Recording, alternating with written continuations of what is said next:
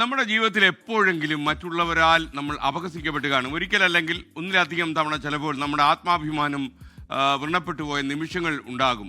ചില സമയത്തൊക്കെ നമ്മൾ അതൊക്കെ സഹിച്ച് ഒന്നും സംസാരിക്കാതെ നമ്മൾ മുന്നോട്ട് പോയി എന്ന് വരും. ചിലപ്പോൾ ചില സാഹചര്യങ്ങളുടെ സമ്മർദ്ദം ഉണ്ടാകും.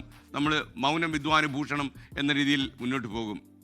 ഇന്ത്യയിലെ ജാതി വിവേചനത്തിനും തൊട്ടുകൂടായ്മയ്ക്കെതിരെ സംസാരിക്കുകയും സാമൂഹിക നീതിയിൽ അധിഷ്ഠിതമായ ഒരു ഭരണഘടന തയ്യാറാക്കുന്ന ഡ്രാഫ്റ്റിംഗ് കമ്മിറ്റിയുടെ ചെയർമാനാവുകയും ചെയ്ത ഡോക്ടർ BR അംബേദ്കറിൻ്റെ ജീവിതത്തിൽ നടന്ന ഒരു സംഭവമാണ് ഇന്ന് ഞാൻ സുഭാഷിൽ പറയുന്നത്.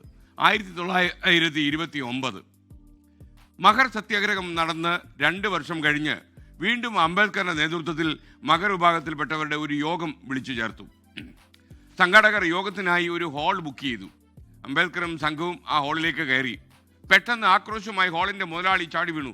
നിങ്ങൾ ഈ ഹാളിനകത്ത് പ്രവേശിക്കരുത്, നിങ്ങൾ പ്രവേശിച്ചാൽ ഈ സ്ഥലം അശുദ്ധമാകും എന്നായിരുന്നു മുതലാളി ആക്രോശിച്ചത്.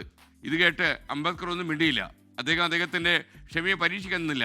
അദ്ദേഹം ഹാളിനകത്ത് കണ്ട ഒരു ബെഞ്ചിൽ പോയിരുന്നു. എന്നിട്ട് മുതലാളിയെ നോക്കിയിട്ട് അദ്ദേഹം പറഞ്ഞു, ഞാൻ ഇവിടെ ഇരുന്ന് കഴിഞ്ഞ് നിങ്ങൾ എന്താ ചെയ്യാൻ പോവാ, നിങ്ങൾ എന്താണെന്ന് വെച്ചാൽ ചെയ്തോളൂ എന്ന് അദ്ദേഹം പറഞ്ഞു. അദ്ദേഹം എന്നിട്ട് ബെഞ്ചിൽ നല്ല ഉറപ്പിച്ചങ്ങിരുന്നു. ഹാളിൽ ഒത്തുകൂടിയ മുഴുവൻ ആളുകളെയും തല്ലി ഓടിക്കാൻ വേണ്ടി മുതലാളി ഒരു വലിയ വടി എടുത്തുകൊണ്ട് വന്നു.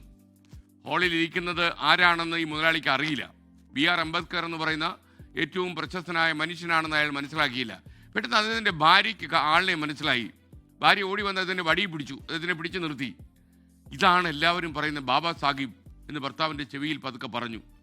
ആളെ മനസ്സിലാക്കിയ മുതലാളി വടിയുമായിട്ട് ഹാളിൽ നിന്ന് ഇറങ്ങിപ്പോയി. ഇത് കണ്ടു നിന്ന മഹർ വിഭാഗത്തിൽപ്പെട്ട ഒരു ചെറുപ്പക്കാരൻ അംബേദ്കറിൻ്റെ അരികിലേക്ക് വന്നു. മുതലാളി അടിക്കാൻ വന്നപ്പോൾ അങ്ങേക്ക് ഭയം തോന്നിയില്ലേ എന്നാ ചെറുപ്പക്കാരൻ അംബേദ്കറിനോട് ചോദിച്ചു. ഒട്ടും വൈകാതെ അദ്ദേഹത്തിൻ്റെ മറുപടി വന്നു. ആത്മാഭിമാനം പണയം വയ്ക്കാനുള്ളതല്ല എന്നൊരു ചിന്ത വന്നപ്പോൾ എല്ലാ ഭയവും കടന്നുപോയി എന്ന് പറഞ്ഞു. പേടിയാകുന്നു എന്നാണ് അദ്ദേഹം പറഞ്ഞത്. അപഹസിക്കാനായി മാത്രം നമ്മുടെ ചുറ്റിലും ഒരുപാട് ആൾക്കാരുണ്ടാകും. അവരോട് പൊരുതി ജയിക്കാൻ ആത്മാഭിമാനം മാത്രമാണ് നമ്മുടെ ആയുധം.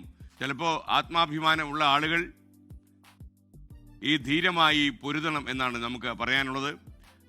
സ്വാതന്ത്ര്യ സമരകാലത്ത് കേട്ട ഒരു കൊട്ടേഷൻ കൂടി പ്രിയപ്പെട്ട പ്രേക്ഷകരോട് ഞാൻ പറയാം. ആത്മാഭിമാനമുള്ള ഒരു ഭാരതീയൻ്റെ മാന്യമായ കിടപ്പറ ബ്രിട്ടീഷുകാരൻ്റെ ജയിലാണ് എന്ന് പറഞ്ഞൊരു കാലഘട്ടം നമുക്കുണ്ടായിരുന്നു. ആത്മാഭിമാനം അത്ര വലുതാണ് എന്ന് നമ്മൾ അറിയുക. അത് വ്രണപ്പെടുത്താൻ, മുറിപ്പെടുത്താൻ നമുക്ക് ചുറ്റും നിൽക്കുന്ന ആൾക്കാരെ നമ്മൾ അനുവദിച്ചുകൂടാ.